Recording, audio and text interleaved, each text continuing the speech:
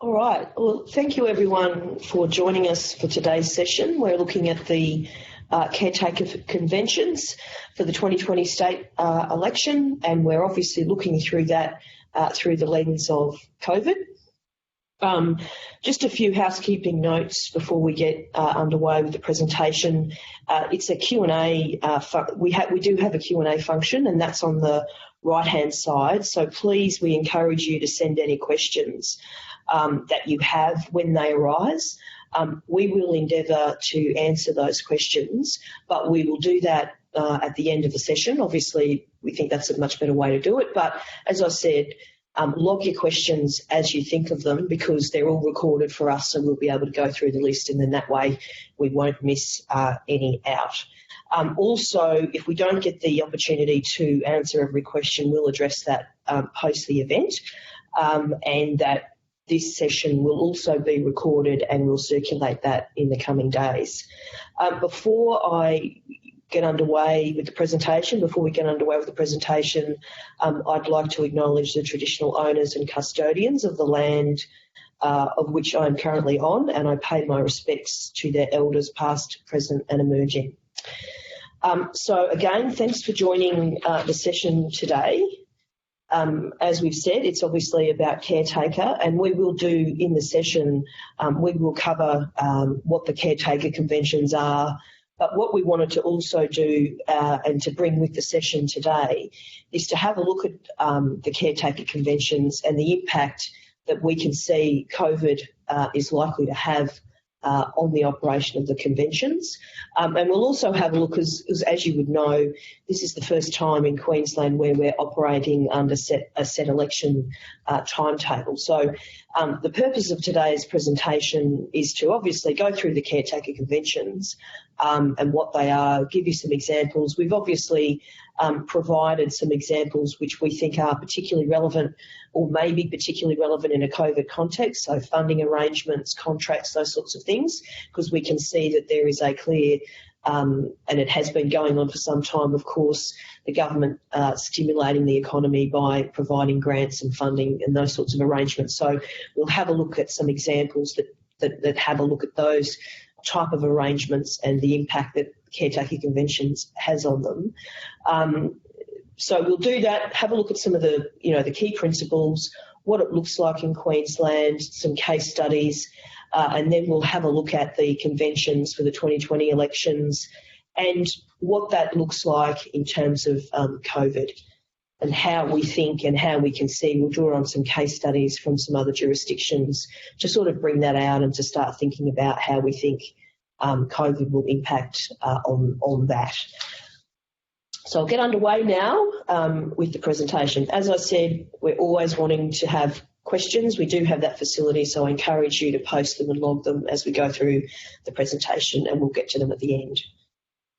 All right, so the principles really effectively in an Australian context started out in 1951, way back in 1951, and since that time they've developed to become, as most things, quite a complex set of requirements from when they were from their first inception, which was basically designed to ensure that ministers acted appropriately within that time frame of the election period, to now having, and they're reproduced in the Queensland Cabinet Handbook, to now having some fairly complicated, complex requirements about what governments can and can't do in the context of a caretaker period.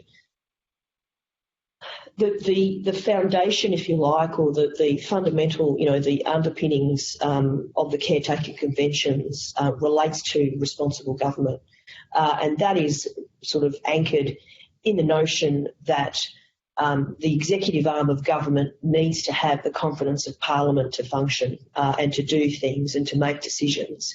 And of course, if the Parliament is prorogued, if it's not in session, if it's no longer the Parliament operating, then of course you can't have the executive making those decisions because it won't have the confidence of the Parliament. So the whole notion of it is to make sure that it's almost like, if you think about it, going back to the Parliament has responsibility for the operation of the executive. So it would be entirely inappropriate for the executive to be going and doing things whilst the Parliament's dissolved and whilst the Parliament can't have that sort of oversight and confidence that the executive is behaving appropriately and doing things appropriately.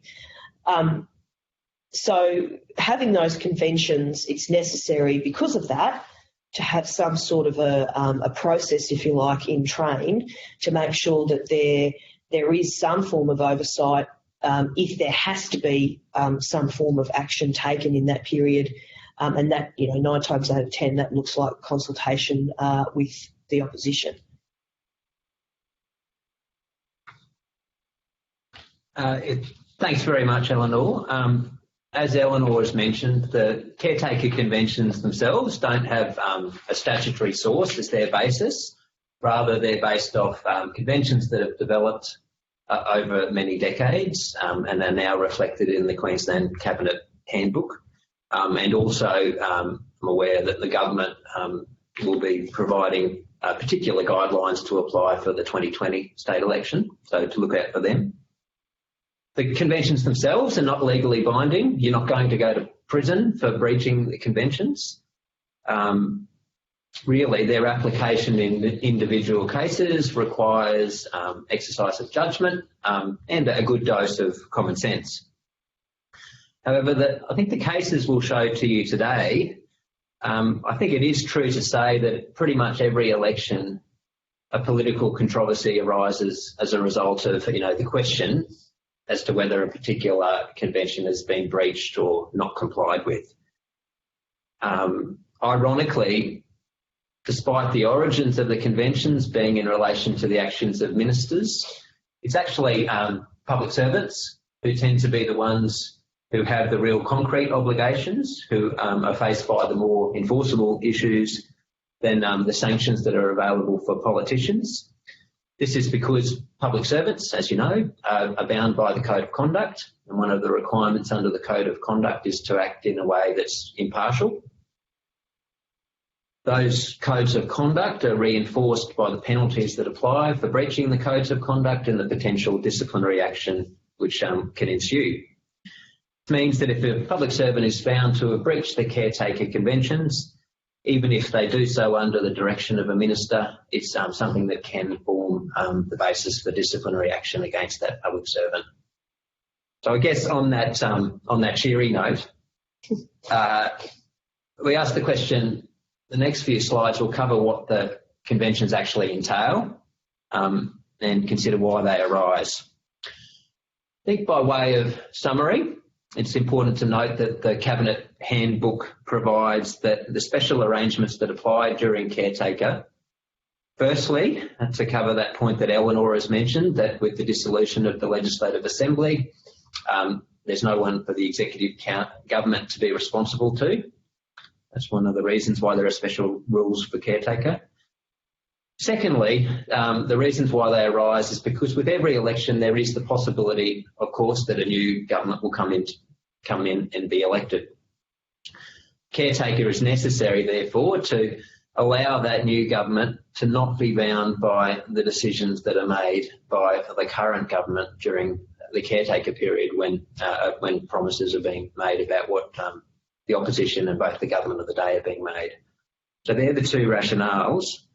In terms of the purpose then for the caretaker rules, firstly, it's to ensure that when a new government comes into play, it's not bound by the decisions made by the current government or the previous government in those last days in which they were in power, and it doesn't limit the freedom of action of the new government. Secondly, the key purpose of the caretaker conventions is to ensure that the government avoids making major policy initiatives or entering into major new contracts or making new significant appointments. We'll discuss that convention in the slides which follow. And thirdly, to avoid the perception that departments are partisan or that they're biased, most likely to the government of the day. The ongoing independence and impartiality of the government departments is really a really important part of our system of government. Caretaker rules, one of their key objectives is to ensure that impartiality is both seen and also occurs in fact. Ultimately, it's the Premier who's responsible for the Caretaker Conventions and seeing that they're complied with. However, as we'll see in the case studies, it's also public servants who can be held accountable through entities like the CCT. So we'll now discuss what we see as being the key caretaker conventions which are likely to arise or could arise in the upcoming 2020 state election. The first convention we want to talk about concerns the making of appointments during the caretaker period. The convention provides that the caretaker government should avoid making appointments of significance during the caretaker period. Now, whether an appointment is considered significant, of course, is a matter of judgment. Significant appointments can be because of just the nature of the job that's to be performed by the appointee. That might make it a significant appointee. But also can be significant because an appointment relates to a particularly contentious project, a project that, in particular, the situation where there's been debate between the opposition and the government of the day as to how that project's been carried out. If the government was to make an appointment to that particular project, it's likely to be considered a significant appointment. And then, of course, the principle is that any significance proposed to be made during caretaker should be postponed until after the election has taken place. Some situations, of course, this just won't be possible to delay an appointment. It might be that an appointment is necessary for the continued operation of a particular agency. They're just so fundamental. You can imagine that occurring, say, an appointment to a particular tribunal. The tribunal has to be able to hear cases, even though there's a caretaker period. In that sort of situation, where an significant appointment is necessary during the caretaker period, the way to get around a breach of the conventions is to make sure that there's proper consultation with the opposition. The other option is, even if that consultation doesn't reach an agreement, the other option is to just have a short-term appointment or to have someone acting in the role during the caretaker period, allowing the substantive appointment to be made after the election. By way of example, we've put on the slide two contrasting situations. The first example is the situation of where the appointment convention has been applied well. And the second example is where it was alleged that the caretaker convention hadn't been complied with. In the first example, in the lead up to the 2013 federal election, there was substantial debate between the opposition at that time was the Liberal Party and the Liberal and National Party coalition, and the government of the day about how NBN was to be rolled out. In particular, the opposition minister of the day, shadow minister of the day, Mr Turnbull, was highly critical of the CEO of NBN Co, the government-owned NBN Co. The election was to be held in September that year. In July 2013, the CEO of NBN Co resigned, and so the board then immediately commenced a new process to appoint a new CEO. But by August, so just 1 month before the election, it became clear to NBN that they weren't going to have time to appoint a new CEO. So in compliance with the Caretaker Convention, the decision was made to stop its process in terms of appointing a new CEO. Instead, an acting CEO was appointed just to fill the caretaker period.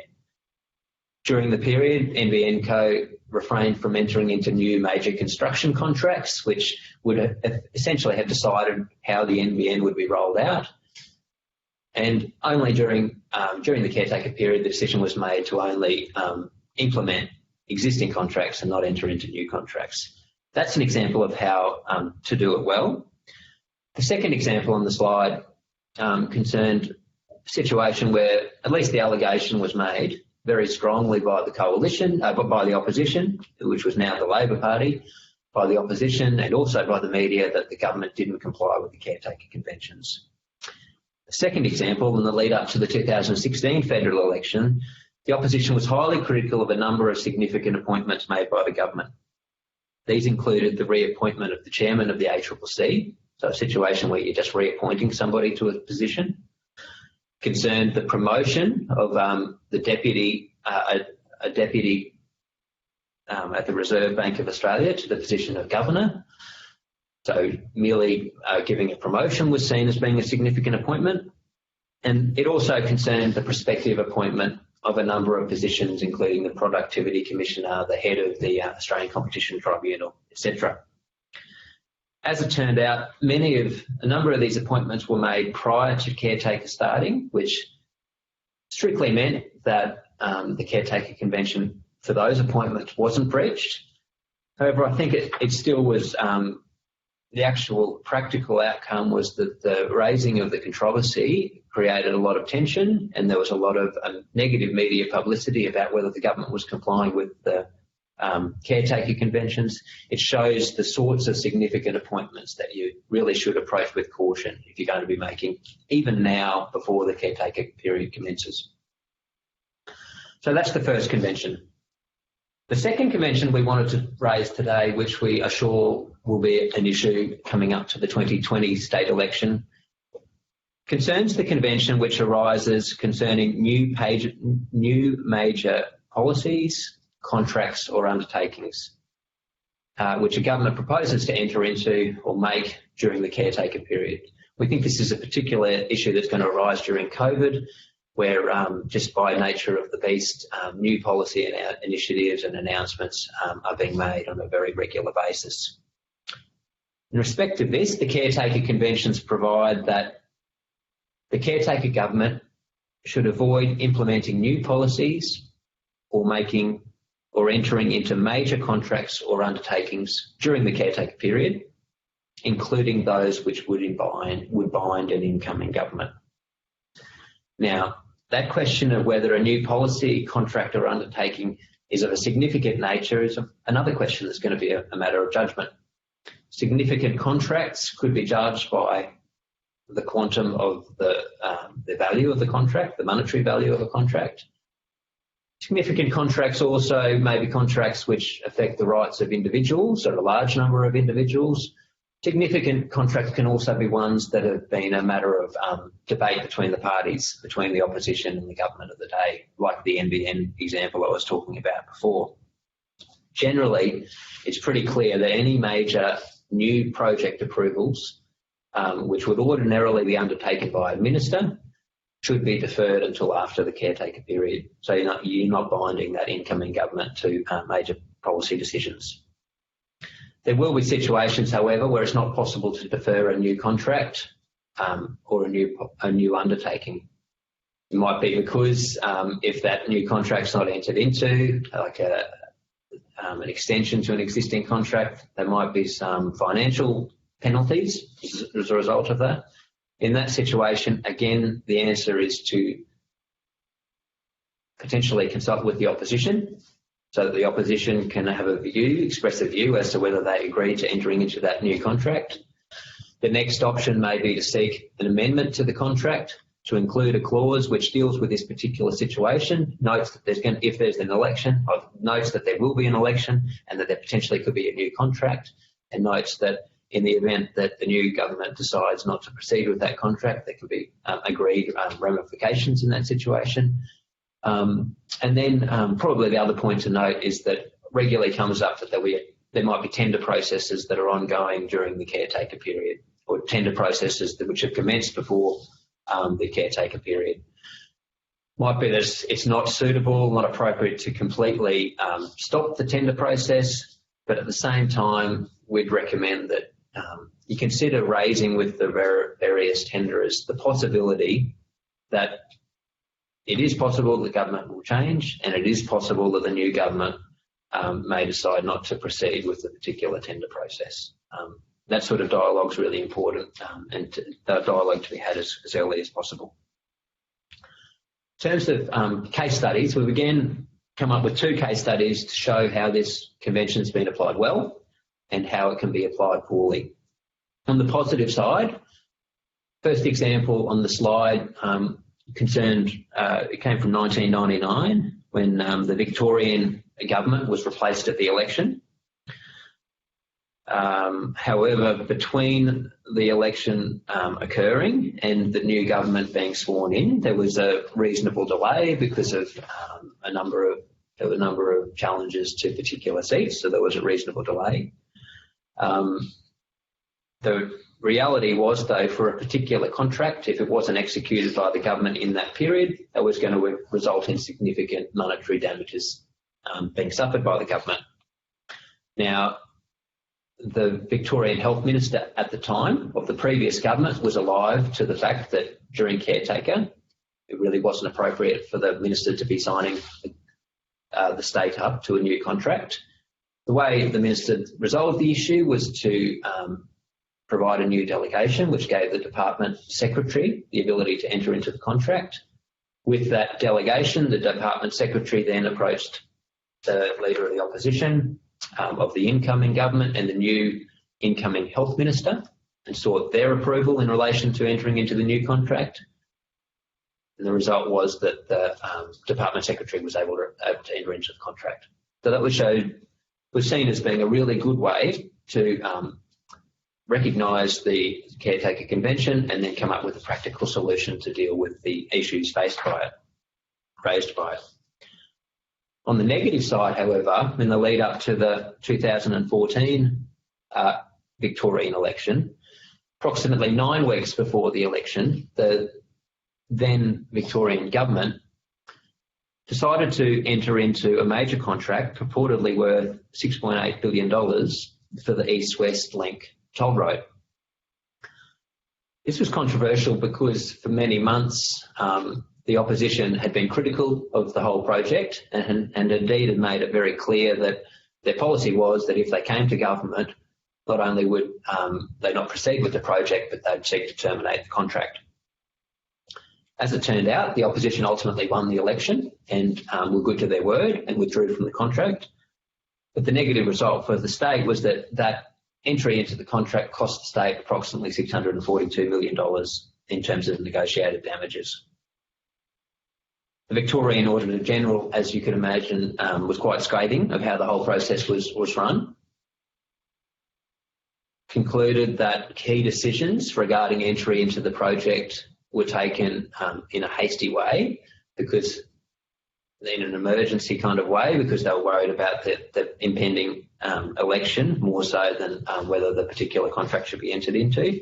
And in particular, the Auditor General found that the signing of the contract in these circumstances exposed the state to significant cost and risk, as seen by the damages I referred to before. Those damages were even increased when the state agreed to a clause in the contract which liquidated the damages and placed them at a significant amount in the event of the government changing. I think this provides a really strong example of sort of contract that will be seen as a major contract.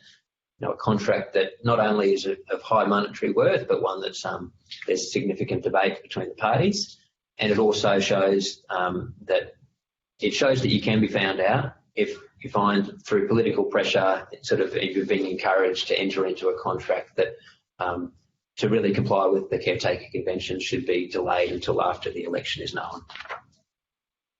A related issue, I think, to the major contracts and undertakings issue relates to the question of the provision of grants. Now, grants, I suppose, in a way, it's really just a contractual commitment for the government to pay money. So it can be seen in that same box of policies or new initiatives as what we've previously been talking about. Queensland Cabinet Handbook is silent specifically in relation to the question of grants, but you'll see the guidance in other jurisdictions, including the ACT and Tasmania, which make clear that to comply with the convention, the government shouldn't be issuing new grants, entering into new arrangements to promise to make grants during the caretaker period.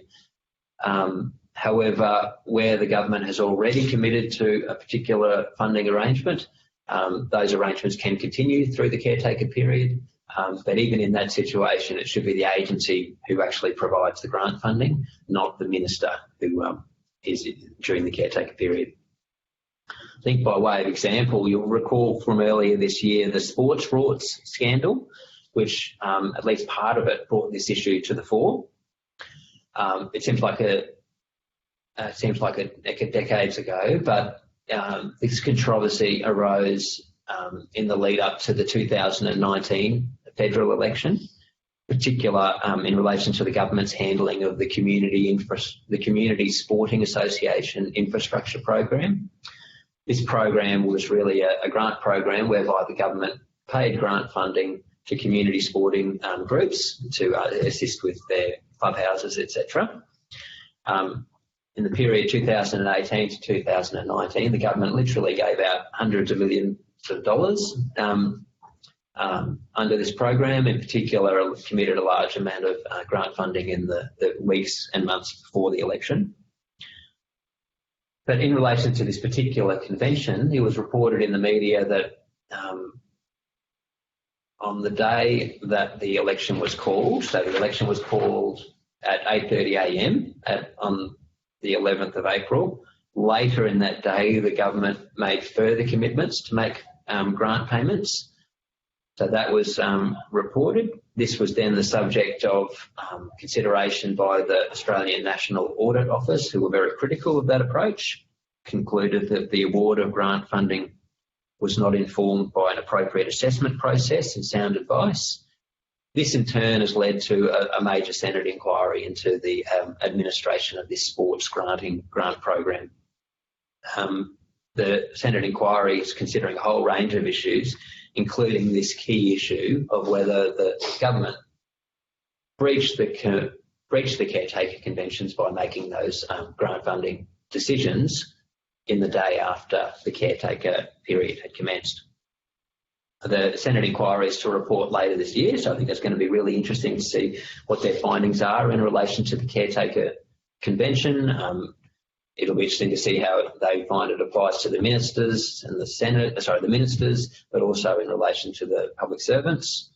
I think what is clear is that in the coming caretaker period for the 2020 state election, grant funding is going to be an issue.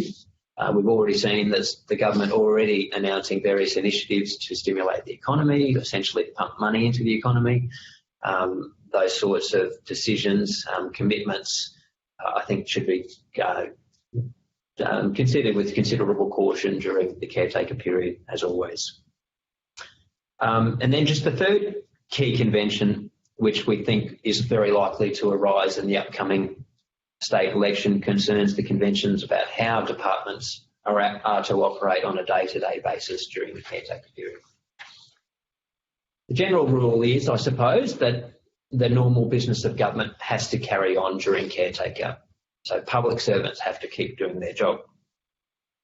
Same time, as I mentioned before from the Code of Conduct, public servants have to have regard to that principle of impartiality and making sure that they're seen to be impartial and not partial to the government of the day. I think as a practical matter for ministers, it's probably easier. They just make sure that they don't sign correspondence that's potentially contentious or that's making major policy announcements as a minister. Rather, ministers should only be signing correspondence that's of a routine nature. For government departments, I guess it's more difficult, but one of the real key considerations is to make sure in your correspondence that you're not giving any kind of impression that you're presupposing the outcome of an election.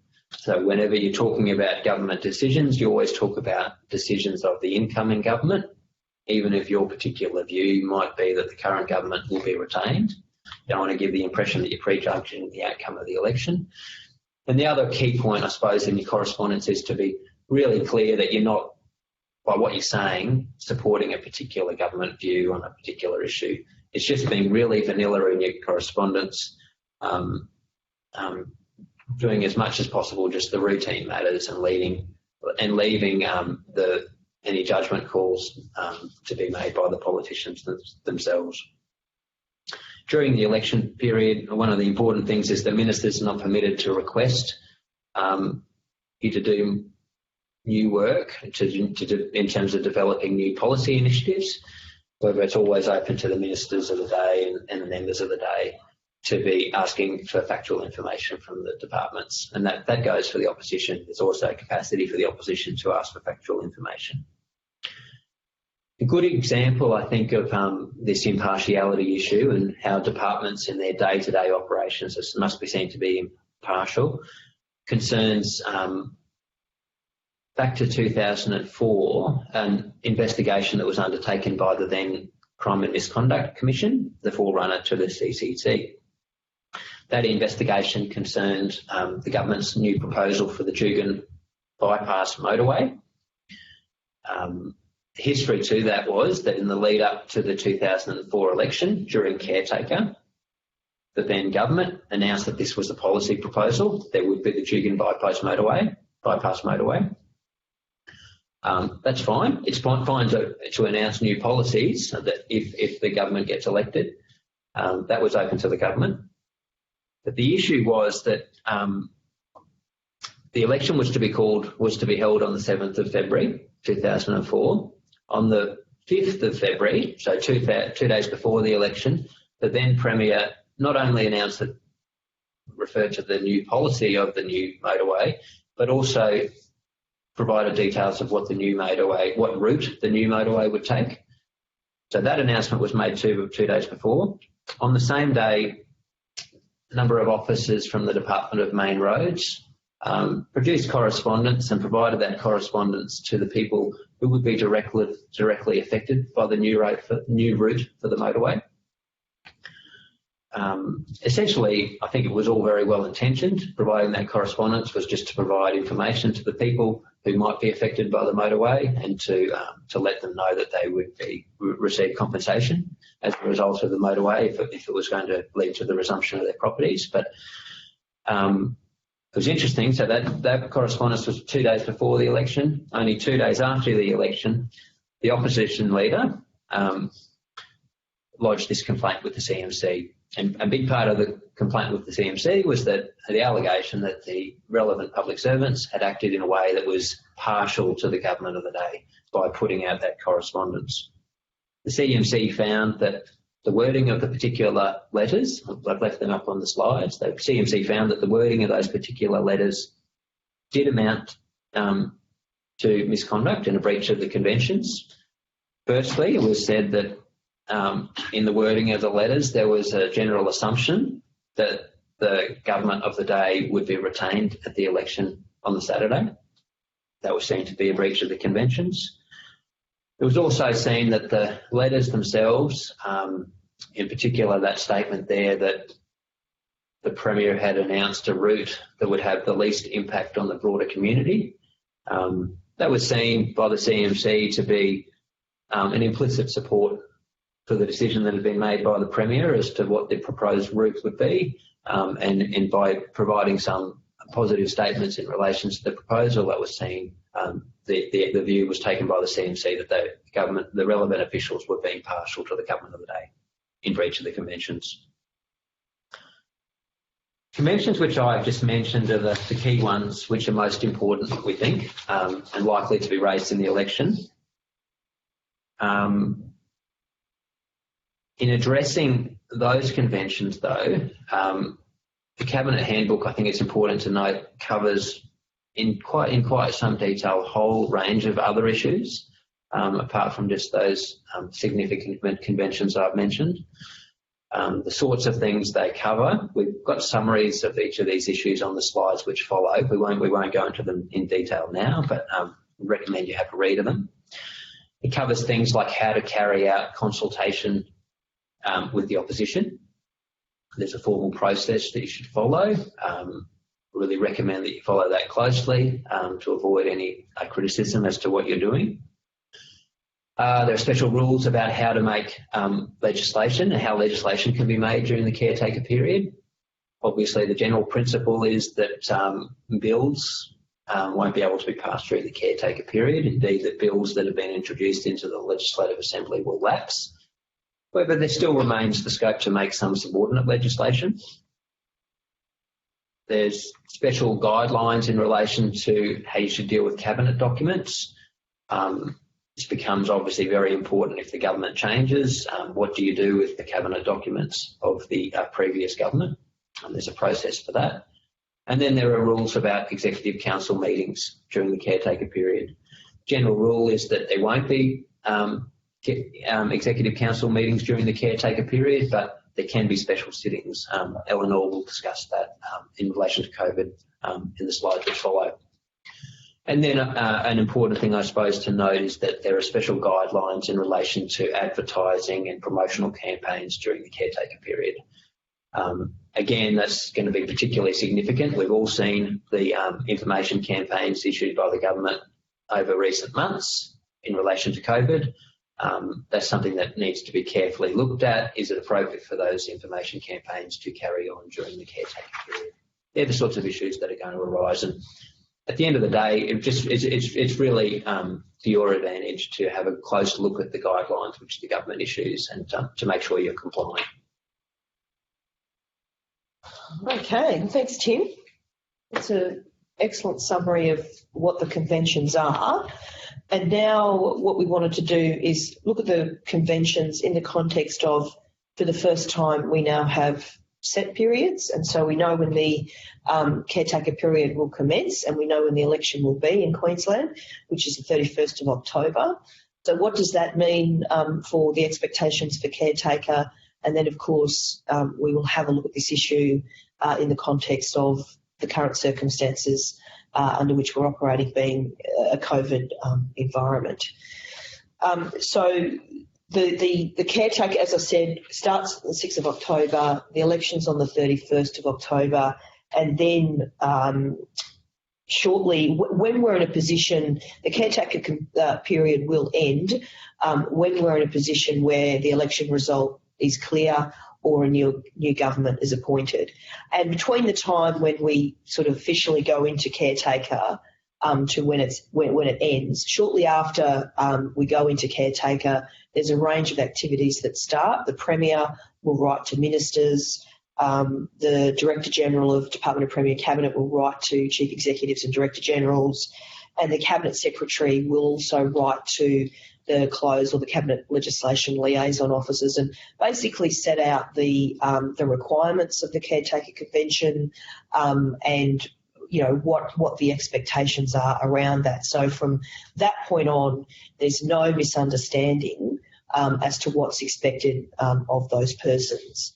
So if we think about that, the fact that we're going into fixed term elections, I think there's much a lower threshold really for tolerance that there's going to be some sort of misunderstanding of the convention and what it requires. Because if you think about it, we would expect that because the government knows when the election's going to be, that there will be a much more orderly lead up or orderly approach, we could say, in the lead up to when the actual the writs are issued and we go into caretaker mode. So the government, if you like, you can say, has had the heads up in terms of when we're going to go into that mode. So you would expect that there will be a much more orderly lead up and approach to say, for example, if you're going to have major infrastructure projects and contracts signed off,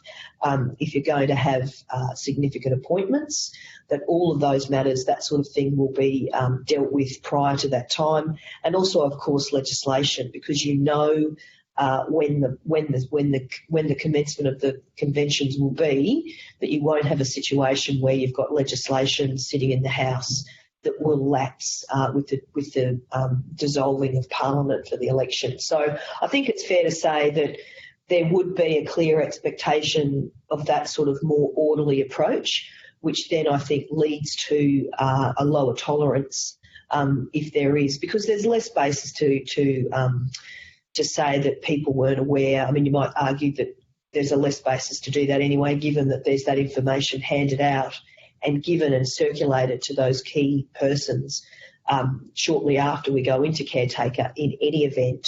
But if you think about, well, we now have a clear date, and even if you were to go back and revisit the sports rorts issue and the issue of there being a couple of hours at play in terms of when the election was called and when those grants were signed off. Well, in this environment with fixed terms, I think there would be an absolutely low threshold for holding any sort of exception to people not knowing about that and that sort of thing. So that, to me, that's probably the key message in terms of the set election dates and what the expectations are and how that will impact on the Caretaker Convention.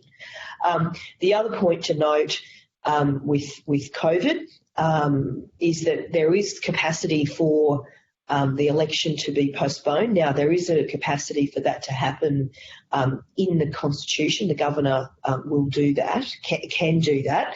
And normally we would see that sort of the triggering of that is, say, a natural disaster that's of such a significance that you basically it's not appropriate to have an election within that time frame. The other thing to note even though we're operating in that set time frame, we know the convention and the requirement to operate under the Caretaker Conventions stops when we know that who the government is or when they're sworn in. We know that in other jurisdictions, for instance in the Northern Territory, the recent election there, about 50% of voters were doing it postally. I mean, that's sort of in the Northern Territory, that tends to happen given the remoteness of some of the areas of polling booths. But if we also see people going into, say, and we know that it's a trend with pre-polling that people use that more and more, but if we see those sorts of means of voting more prevalent in the COVID environment, then it might mean that it takes longer, obviously, to have a result, and so therefore we'll see an extension potentially. Well, we will if we haven't got a result because they've got to, count postal votes. Pre-polling can't be done, like it takes time to do that. And I mean, I know in some recent state and federal elections, we know that it's taken a long time because they've been so close. Well, if we think about that and how there's the potential for that to be further exacerbated because people are using other means of casting their vote aside from actually going to a polling booth on the day, which always has the impact of pushing out the time frame. So I think that's likely to occur in the current settings. One thing to note, one example that's come up recently in respect of election timeframes and COVID is recently in New Zealand. You would be aware that there was a recent cluster outbreak in Auckland. The Prime Minister put Auckland into stage 3 lockdown, and also made a decision to extend out the election because of the lockdown. The opposition leader complained or made a complaint and said that the Prime Minister had breached the Caretaker Conventions. Now, the New Zealand conventions operate slightly different to ours, and it was the case that the Prime Minister hadn't breached the Caretaker Convention.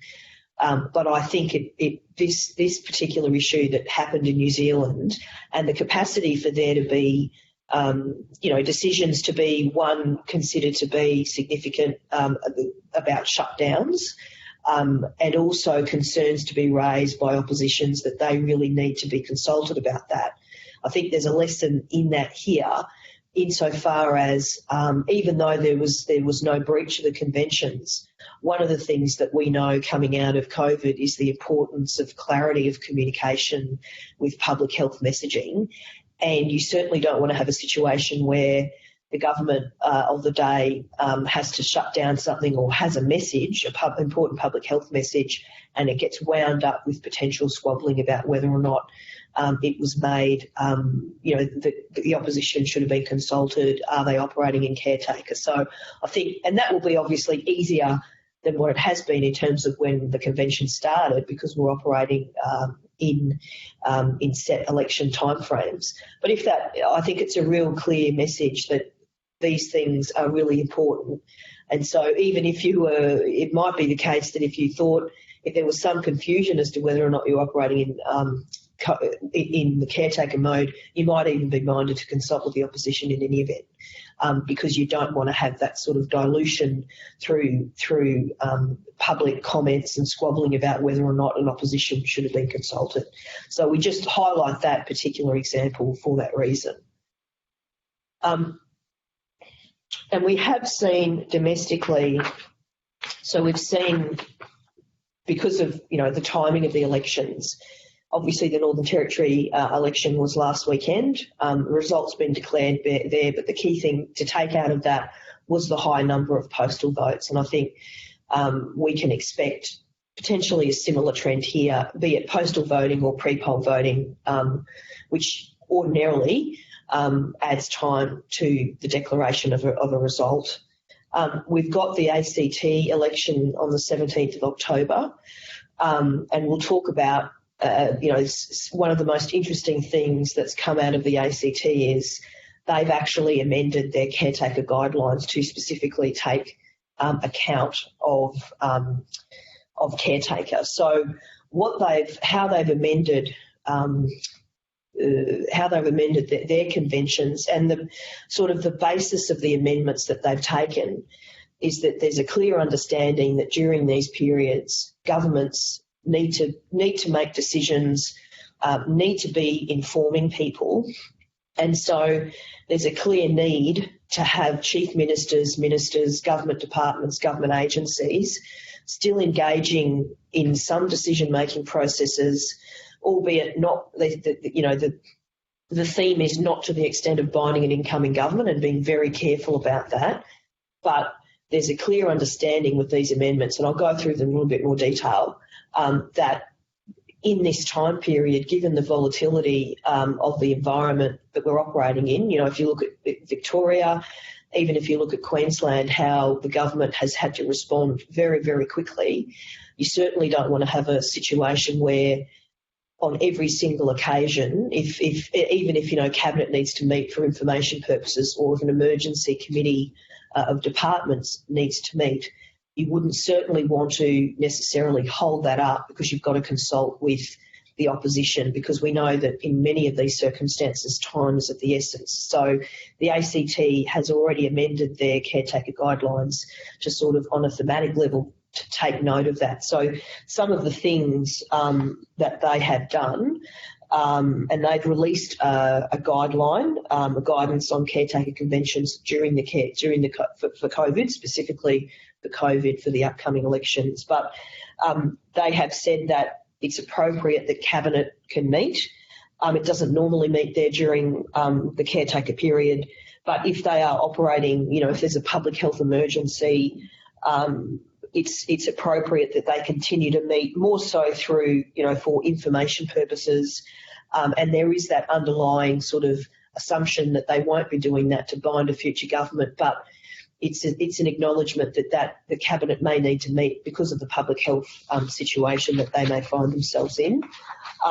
It's also appropriate for the Chief Minister to attend the National Cabinet meetings that occur, if anything, so that the Chief Minister can seek factual information about what is being said during those meetings. And again, the basis of that is that this is a volatile situation. The Premier has to go, Chief Minister, has to be going to something like that. And we may have a National Cabinet meeting called rather urgently, and if it was the case that you're going back and forth consulting, that may hinder that sort of the urgency of that process. So they've changed the guidelines to take note of that. And it's more so, again, for the Chief Minister to get information so that the ACT is in the best position to respond to a particular emergency. Likewise, ministerial and public officials are also permitted to attend in select committees that have been established as a specific response to COVID. And that's more, and Directors Generals are also able to provide factual updates to non-government members. So normally there's an embargo, if you like, on that sort of a person, that sort of office holder providing that sort of information. Again, given the situation that we're operating in, it's considered appropriate that they do that. Obviously, that's still anchored to the fact that, that official is impartial and that information is purely information in responding to the health emergency. But there again, there's an acknowledgement that that may need to happen, and so the conventions have been changed to match that. So they are some really interesting aspects of how the ACT has changed its conventions to specifically respond to COVID, and the volatility that it presents in terms of having decision makers, either ministers or directors general or chief executives of agencies, having to get information, participate in processes, and ultimately sometimes make decisions which may offend the caretaker conventions. So I think the ACT is the only jurisdiction where we've seen any sort of change to caretaker to actually specifically respond to these types of issues. Queensland, how may we see it happen? Well, it could in exceptional circumstances. There is the capacity for the polling day to be postponed. There is also, it could be, we've said that Executive Council, the presumption would normally be that they don't meet unless there's sort of almost like a routine government business that they need to attend to. But that could happen in the caretaker period if it was necessary to approve a certain government action in that time frame. And also the approval of subordinate legislation. So, and we can expect also that our Premier would be in National Cabinet, that there may be reason for, the Chief Medical Officer to be communicating with the general public. So those impacts that have been, that we've seen cause changes to the ACT conventions are likely to be ones of equal relevance to Queensland.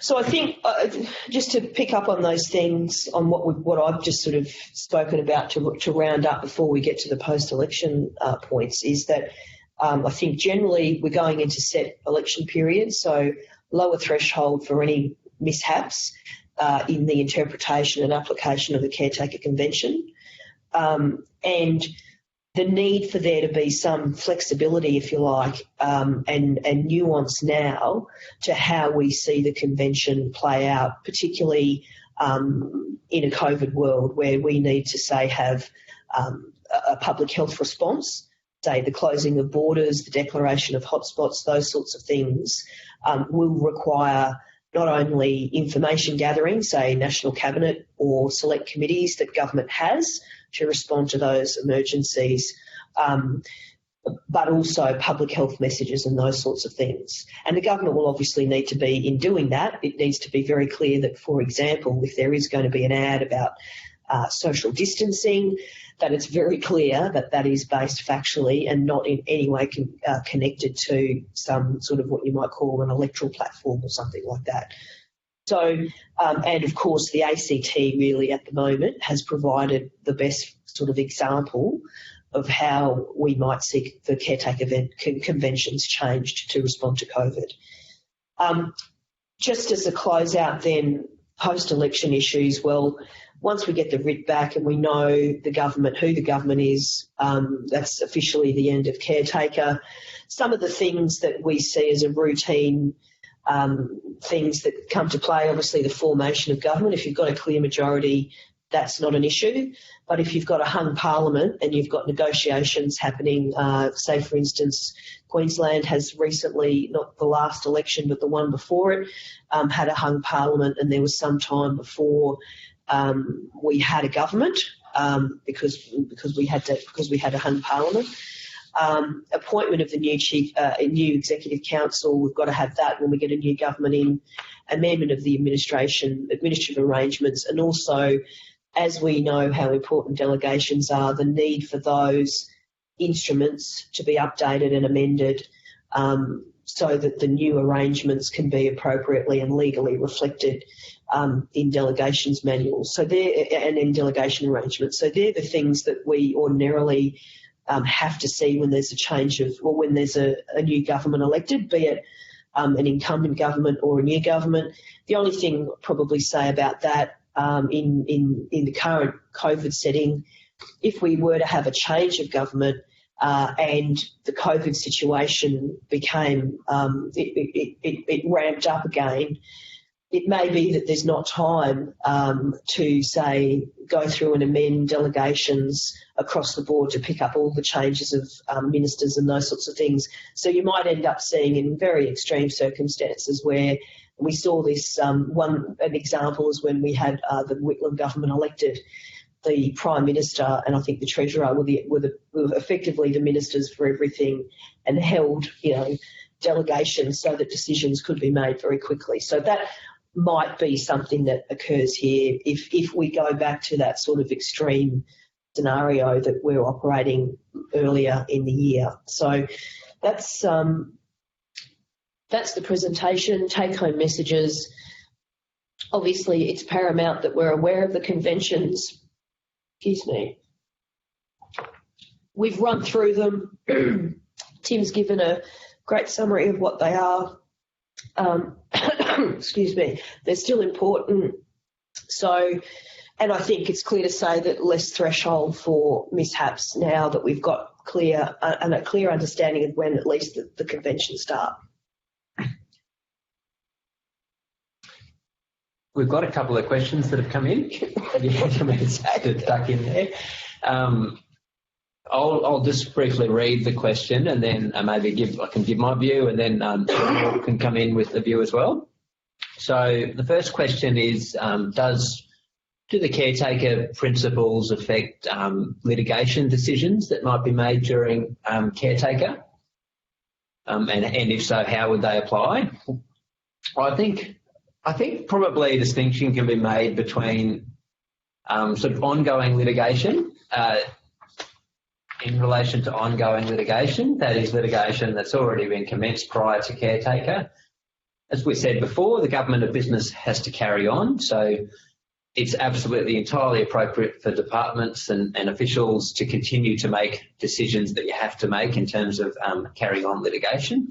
I suppose it's the sort of decisions about briefing counsel, the arguments you're going to make in submissions, and in particular, maybe even decisions you make in relation to cost decisions or even settling particular matters. I think it's pretty clear that for ordinary ongoing litigation, government has to continue making decisions. One can envisage, though, you could have a decision that's faced by a department as to whether to commence litigation itself, so new litigation. That sort of decision, I think, would be given a similar, you'd take a similar approach to that decision about entering into new contracts or new undertakings. If it's a particularly significant decision, probably the best answer is to defer that decision until after the election. If it can't be deferred, then I think you would really have to give some proper consideration to consulting with the opposition. But that's in that situation where you're considering new litigation, not just the ongoing decisions you make in relation to current litigation. Yeah, and I would agree with that, Tim. The only thing I'd add that if the ongoing litigation involved you making a significant decision, which, say, for instance, was inconsistent with the opposition's policy position or a policy position that they'd taken in their election approach or something, you may get into difficulties there. Sorry, I don't know what's happened. Just another question we've got is that the person raised the comment that government can sometimes make administrative decisions at a particular point on the basis that legislation is going to be changed in the future. I know there are sort of administrative principles at play there that you don't want to be binding yourself to the government sort of changing legislation, but I certainly am aware of that in certain situations where administrative decisions are made knowing that something is going to change in the future. Question asked is it similar considerations that should apply in relation to making administrative decisions like that during a caretaker period, noting that, well, in particular, the government might change in the future?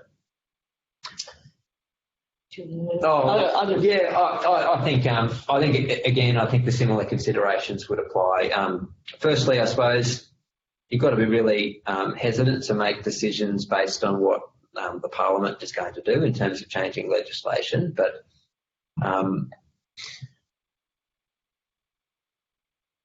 if there's, it might be that's appropriate pre-caretaker, but that sort of decision is probably not going to be appropriate during caretaker. I think that, again, the similar questions will apply. How significant is the decision? If it really is going to be a significant decision, commit the government potentially to significant amounts of money, or potentially be addressing an issue that's already contentious with the other side. It probably is a decision that shouldn't be made during caretaker. And I would say that you shouldn't necessarily, because they're administrative arrangements, because you would say, well, it's an administrative arrangement, it doesn't have the capacity to legally bind an incoming government to that position. But I think you need to be very careful about that distinction, because you might do an action on the back of an administrative decision or administrative arrangement which does in fact set that incoming government into a certain position. So I think it's actually thinking through, well, what is that administrative arrangement, as Tim said, going through, and actually the implementation of that, what does that look like, and then understanding that in the context of that sort of criteria that Tim referred to before. I think that's all the questions. So thanks very much, everyone. Thanks for joining us. Thanks, Tim. Thanks very much. Thank you. Thank you. Thanks very much.